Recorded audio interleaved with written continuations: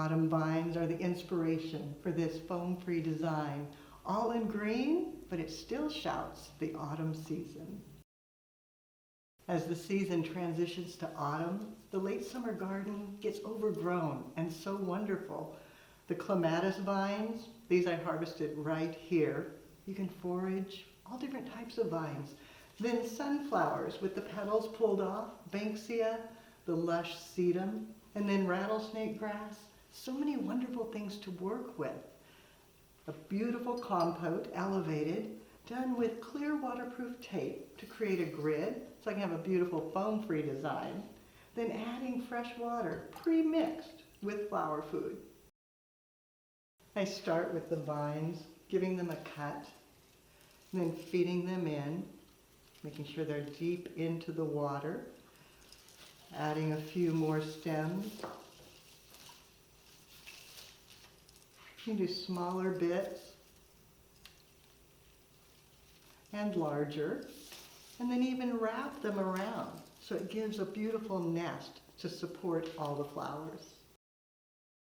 The sedum gives a nice carpet to support everything else, cutting it relatively short and tucking it down and repeating.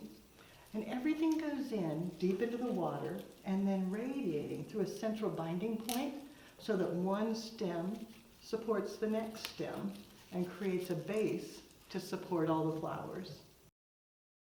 With the base, now you can go back and add in your emphasis, maybe banksia in the center, and the second, tucking it down, then enhancing with the sunflowers, giving them a cut, some towards the front, and then some towards the back. As a final touch, just a little bit of lightness from the rattlesnake grass, letting it come in, setting it in, and then letting it relax. Maybe a little bit more, just to give movement and capture the breeze as it wafts through the room. The recipe: 6 stems of the clematis vine, 7 of the deep-petaled sunflowers, 2 banksia, half a bunch of sedum, and half a bunch of the rattlesnake grass, all in that beautiful autumn green. Autumn inspiration can come in so many different colors. You think of spring green, but what about autumn green? You'll find more creative inspiration on the website, flowerschool.com. If you have questions, you can reach us through there. But now it's your turn.